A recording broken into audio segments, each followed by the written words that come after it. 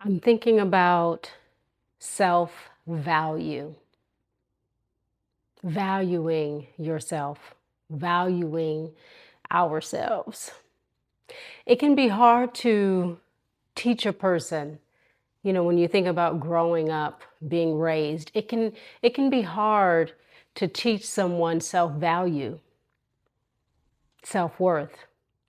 Because as much as it may be theoretically easily explained or shown, when we think about valuing ourselves, it really does come from within. It's something that we have to experience, often by way of trial and error, often by way of seeing how a person may not value us. And we feel something within, like this doesn't feel right. They're treating me in a way that isn't how I desire. This is uncomfortable for me. Or even go so far as to say, why? Why is this person mistreating me? Why are they behaving this way toward me? The why leads to questioning ourselves. Then we start shape shifting to fit. Oh, something must be wrong with me. Let me do things differently so that they treat me better. Oh, they're not treating me better. Something's wrong. What am I doing? We begin to question ourselves. That starts to chip away at self-worth, self-value, self-esteem, when we second guess ourselves because of how someone is treating us, behaving toward us. Again, it can be hard to teach someone self-worth and self-value. And often we exhaust the possibilities. We receive and accept the treatment that makes us feel uncomfortable so long that then we develop a very thick, almost angry, well, I'm not going to allow anyone to do that. But that's after we've exhausted all of the things. That's after we've sort of chipped away at our own self-esteem, at our own self-worth and value because of someone else. So I want to take us to the start of the beginning. Before we allow ourselves to go too far down the path of receiving something that makes us uncomfortable, that makes us question and second guess ourselves, let's just go back to the start. When we're in a situation where we're encountering someone who's behaving a way toward us that causes us to feel something, be with that feeling. Be with how someone makes you feel in the moment, how you're left when around them or after they leave, what's showing up for you. That's information. It's important to know that. Our bodies hold and house deep knowing and awareness. Our intuition is wise. It's full of all things that we don't even know yet. And so it shows up as if to say, hey, pay attention to this. Let us not dismiss or disregard that still voice within. Because we may realize that we're feeling uncomfortable because they're not valuing me. They're dismissing who I am.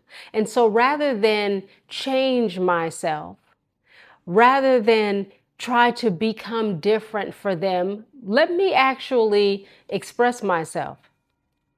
We can start there because we don't have to just leave a situation right away. If it's dangerous, if we're truly in harm's way, take care of yourself, right? Sometimes, though, the other person may not be aware, or they've been operating in such a way throughout their lives and no one's given them feedback that there's nothing wrong to them. Okay, we can give someone the benefit of the doubt if that is what is needed. And just long enough to actually say, when you said this or when you did that, I felt like you didn't value me.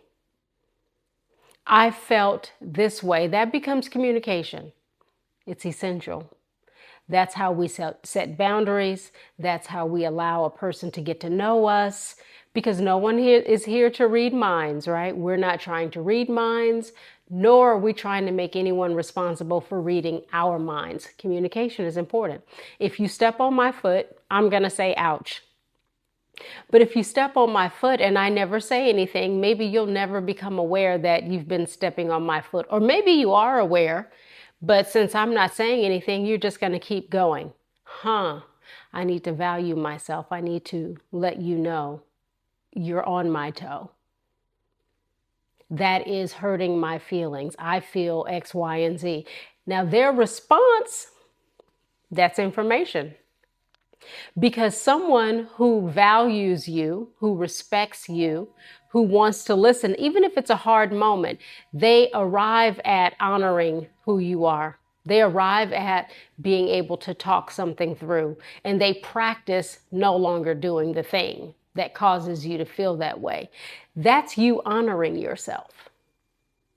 That's you operating from a place of worth, value, respect, all for yourself.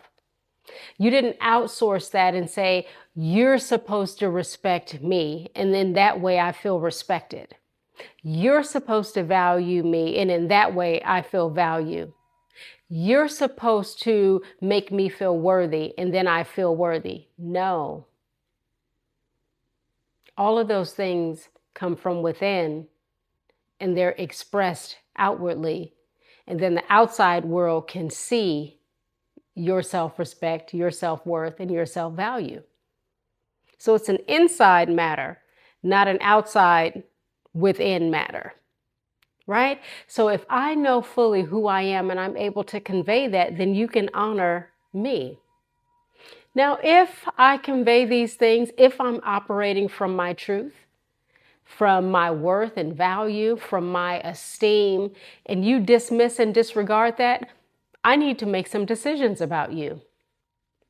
And those decisions will likely reflect that we're not going to continue to engage and interact in this way. You will no longer occupy the space and time in my life that you have been, because I love myself too much. I value myself too much. I'm worth more than this. And if we do not make those hard decisions right away, we become more deeply rooted in the very thing that is robbing us of our esteem. But it's because we first robbed ourselves of it, right? Because I can only expect someone on the outside to give me what I'm giving myself in that way.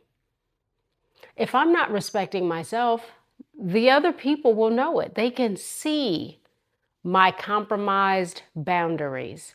They can see that I do not honor my word. So then why would they hold me higher than I hold myself? It doesn't work that way.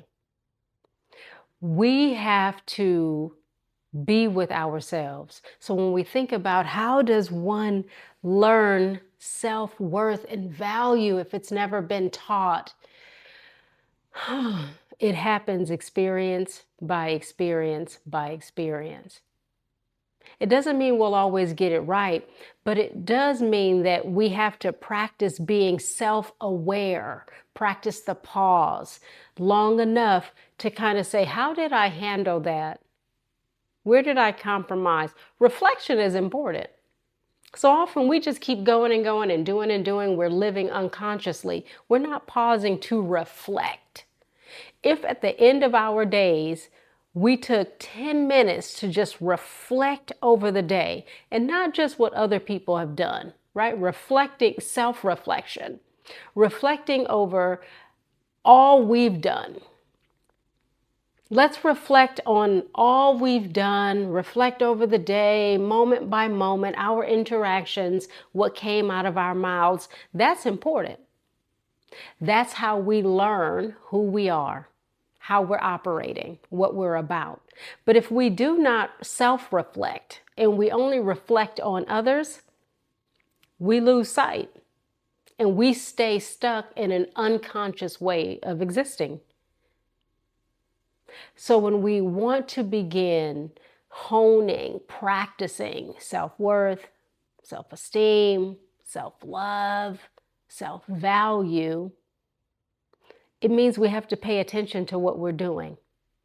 When we're interacting, be it you're dating, you're in a relationship, you're talking to someone in your family, what are you allowing from them and how are you responding to that? Are you responding in a way that shrinks yourself and that just makes them continue on? Are you responding defensively, which just causes agitation back and forth and then nothing goes well or right? Or are you responding from a place of true grounded expression? From a place of, I love myself so much that I'm going to let you know that I'm willing to go this far and no further. I value myself so much that I'm willing to say, I understand and recognize that you have thoughts and opinions, but these things that you've said, these things that you're doing, that's where my boundary ends. And this is why. Those things reveal to me that you don't value or respect me. Because if you valued and respected me, X, Y, and Z, again, communication. But sometimes we just say, oh, I'm not dealing with them, I'm leaving. Well, wherever you go, there you are. So how many times are you going to not deal and just leave? Because like a shadow, it'll all follow you around. It'll just be different people with different faces with the same matter. Right? So self-value, worth, and love and respect, those things are practiced every time we're interacting. Whenever we're called to make decisions, whenever we're called to respond to someone. And really, it's about loving ourselves more. Loving ourselves being the foundation. And then from there, we grow, we sprout, we bloom, we talk, we let people go because not everyone is meant to come forward with us. Not everyone can handle our truth and our boundaries. They will push and push and push, and they'll say it's all us, that we've changed, we're different. Change and difference, those are great, especially if you're gone from being someone who may have been a doormat, exclamation on that and air quotes on that. Sort of the foundation of your life has been a doormat where everyone's coming and going and walking and not listening, and you're just, that's the thing that's been highlighted. And now you're saying, I'm removing the doormat from being in front of my door. There is no doormat, there is a door, and you enter based on following or obliging, adhering to, respecting my values, my boundaries. That's the thing that we're going to highlight now. I'm changing. You're right. I am different. Once upon a time, I allowed you to be this way, and I'm not doing it anymore. So you're right. I am different. And you're still the same. Oil and water, they don't go well together, right? They don't mix. So when we start to love ourselves, when we start to highlight and put an exclamation point and embolden the truth of who we are, the change, yeah, it's going to cause some ripples in the water. It's going to cause some problems for some folks, but that's not your problem. It may be painful to have to let some people go. But what's worse, abandoning yourself, your values, your worth, your love, your esteem, abandoning that to keep people who cultivate the worst in you, who bring out the worst in you. Which one do you honor more? Yourself and your truth? or abandoning yourself and truth to have this over here, which is nothing to have because it's not honoring you ultimately. It's just keeping the peace, pleasing, appeasing. But then you're resentful and you're sad and you're lonely and alone because no one understands you. But remember, that's all your responsibility. I can only understand what you really communicate to me about you. And those who love you truly, they want to be better and meet you there. So be brave. Practice honoring who you are. Practice cultivating your esteem, your worth, your love, your value, all for you. Because that is how we arrive at worth and value, by practicing in every moment that we're having an experience that mirrors something to us that makes us feel uncomfortable or causes us to feel like they don't appreciate, value, respect. Those are the moments. And in those moments, you have a choice to make. Do you honor yourself? Or do you abandon yourself? Do you honor yourself? Or do you abandon yourself? I'm rooting for us that we honor ourselves and live fully in the truth of who we are.